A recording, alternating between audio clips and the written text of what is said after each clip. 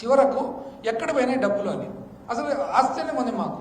ఇప్పుడు మాకు 2023-24లో బడ్జెట్ ఎంత ఉంది? 2,35,780 కోట్లు. అందులో జీతాలు, పెన్షన్లు, అప్పు తీసేస్తే 1,09,000 కోట్లు. మా దగ్గర 1,09,000 కోట్లు. మీ బడ్జెట్ ఎంత? 2,45,000 కోట్లు. మీ ఖర్చులు తీసేస్తే 1,07,000 కోట్లు. అంటే ఇంచుమించు మాకు 1,09,000 కోట్ల గ్యాప్ ఉంది, మీకు 1,07,000 కోట్ల గ్యాప్ ఉంది. ఎక్కడ పోయినాయని ఫస్ట్ 1 సంవత్సరం ఒక పెన్షన్ పెంచడం తప్ప మీరు ఏమన్నా ఎక్కడ పెట్టారు డబ్బులు? అసలు ప్రజలందరూ చెప్పరు. మేమన్నా కనీసము క్యాలెండర్ పెట్టి మరీ ఇస్తుంది. క్యాలెండర్ పెట్టి ఏప్రిల్లో జగనన్న వసతి దీవెన, వైఎస్ఆర్ వడ్డీ లేని రుణాలు, మరి మేలో జగనన్న విద్యా దీవెన, వైఎస్ఆర్ ఉచిత పంటల బీమా, వైఎస్ఆర్ రైతు భరోసా, వైఎస్ఆర్ మత్స్యకార భరోసా, మరి వైఎస్ఆర్ డీజిల్ సబ్సిడీ మత్స్యకార భరోసాలో భాగము, జూన్లో జగనన్న అమ్మఒడి, జూలైలో జగనన్న విద్యా కానుక, వైఎస్ఆర్ వాహన మిత్ర, వైఎస్ఆర్ కాపునేస్తం, జగనన్న తోడు, మిగిలిపోయిన లబ్ధిదార పథకాల అమలు, ఆగస్టులో జగనన్న విద్యా దీవెన, వైఎస్ఆర్ నేతన్న నేస్తం, సెప్టెంబర్లో వైఎస్ఆర్ చేయూత, అక్టోబర్లో వైఎస్ఆర్ రైతు భరోసా 2వ విడత, నవంబర్లో జగనన్న విద్యా దీవెన, వైఎస్ఆర్ 0 వడ్డీ రుణాలు, పంట రుణాలు, డిసెంబర్లో వైఎస్ఆర్ ఈబీసీ నేస్తం, వైఎస్ఆర్ లా నేస్తం, మిగిలిపోయిన లబ్ధిదారుల పథకాలు, జనవరిలో వైఎస్ఆర్ రైతు భరోసా, వైఎస్ఆర్ ఆసరా, జగనన్న తోడు. వైఎస్ఆర్ ఆసరా ఎంతంటే ఒక్కొక్కసారి వైఎస్ఆర్ ఆసరా చేస్తే 6,500 కోట్లు, అమ్మఒడి చేస్తే 6,500 కోట్లు. ఎంతమంది? లక్షల మందికి బెనిఫిషరీస్.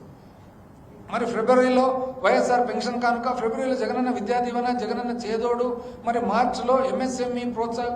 ఎక్కడ అసలు ఒక్క పెన్షన్లకు పెంచినే తప్ప ఫస్ట్ 1 ఇయర్ ఏం చేస్తున్నారు డబ్బులు అని ఏమనంటే బాగలేదంట. ఎందుకు బాగలేదు? ఇప్పుడు ఈ లెక్కల ప్రకారం చూస్తే మాకంటే మీకే బాగా ఆదాయం ఉంది,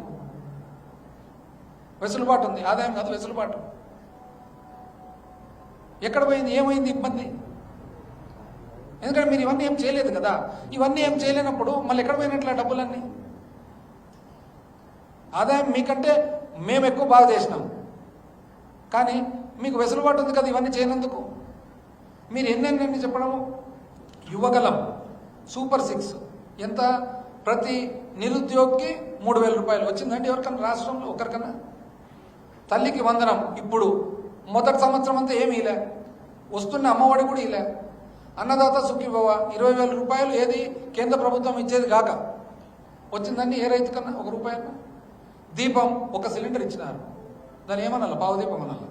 ఆడబిడ్డ అనేది మహిళలు అయితే పాపం ఎంత ఆశలు పెట్టుకున్నారు మీ మీద. ఇంటింటికి పోయి అమ్మ నీకు 15,000, నీకు 15,000 అందరు లెక్కేసుకున్నారు. సంవత్సరానికి 18,000 వస్తుందని వచ్చిందండి. ఇప్పుడు ఏమంటున్నారు? పీపీపీ అంట. అంటే ఏం మాకైతే ఈ పీపీపీ అర్థమే కావడం లేదు. అంటే ఒక వ్యక్తి పోయి ఇంకో వ్యక్తిని చూసుకుంటారంట ఊర్లో. ఒక వ్యక్తి పోయి ఇంకో వ్యక్తికి ఎందుకు డబ్బులు ఇస్తారంటే నాకు అర్థం కాలే. అంటే ఏమన్నా బై ఛాన్స్ రేపు పొద్దున భర్తను భార్యను చూసుకుంటే దానికి చెప్పి మీరు ఇట్లా అట్లయితే సెట్ అవుతుంది. ఇప్పుడు సగం మంది ఆడవాళ్ళు ఉంటారు, సగం మంది మగవాళ్ళు ఉంటారు. ఎవరు భర్తను భార్యను మీరు నెలకు 15,000 ఇవ్వమని చెప్తే సెట్ అవుతుంది. అది తప్ప వేరే మాకు మార్గమే కనపడడం లేదు. ఎట్లా సెట్ అవుతుంది? ఎందుకు ఒకరు పోయి ఒకరు డబ్బులు ఇస్తారు? ఉచిత బస్సు పాపం బస్సులో తిరిగి ఇప్పుడే నేను వస్తుంటే మన డ్రైవర్ చెప్తున్నాడు ఈ తమాషా చూడండి ఇక్కడ అని. ఏమి తమాషా అంటే ఇప్పుడు ఈ బ్రిడ్జ్ ఉంది కదా, ఈ పక్క విజయవాడ ఉంది, ఈ పక్క గుంటూరు ఉంది. అంటే ఇప్పుడు బస్సు ఆడ దిగాలి, ఆడోళ్ళు పాపం ఆడ బస్సు దిగి బ్రిడ్జ్ మళ్ళీ నడుచుకుంటూ వచ్చి మళ్ళీ నుంచి పోవాలి. నేను అనుకుంటే భలే మంచి ఆలోచన వచ్చింది. కరెక్టే కదా, జిల్లా అంటే ఇప్పుడు అంతే. అందరు ఆడవాళ్ళు ఏమనుకున్నారు? సింహాచలం ఎక్కాలంటే ఇక్కడ నుంచి బస్సు ఎక్కిపోవచ్చులే, తిరుపతికి పోవాలంటే ఇక్కడ నుంచి బస్సు ఎక్కిపోవచ్చులే అని అనుకున్నారు. ఇప్పుడు అట్లా కాదంట.